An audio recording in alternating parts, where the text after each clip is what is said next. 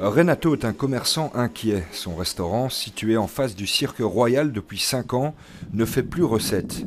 Depuis l'annonce de la fermeture de la salle de spectacle, il observe la fuite de ses clients, une sacrée perte financière.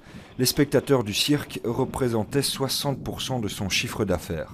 La vie était beaucoup plus animée, évidemment. Quand on a une représentation au Cirque Royal, on fait le plein 1 à 2 fois lors de la représentation. Maintenant, en plein hiver, quand il n'y a pas de Cirque Royal, ce n'est pas un quartier qui est très vivant.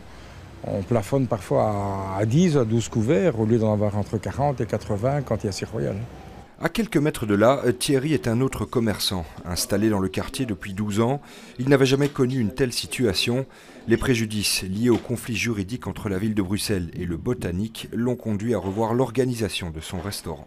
Pas de spectacle et donc un manque de chiffre d'affaires. Pour pouvoir faire face, on a dû mettre 3 personnes en licenciement. Sur le mois de septembre, par rapport à l'année passée, c'est clair et net, on a perdu 9 000 € de chiffre d'affaires. Renato et Thierry estiment à 200 000 € les pertes financières sur un an. Selon eux, une compensation ou une baisse des charges pourrait peut-être les aider. L'association des commerçants du quartier des Libertés estime, elle, qu'il faut penser à l'avenir. Si la situation telle qu'elle est aujourd'hui doit vraiment persister au moins jusqu'à la fin de l'année prochaine, je crois que ce sera dramatique pour certains établissements.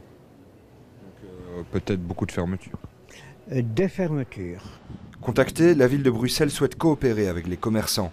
Elle annonce la fin des travaux pour décembre 2017.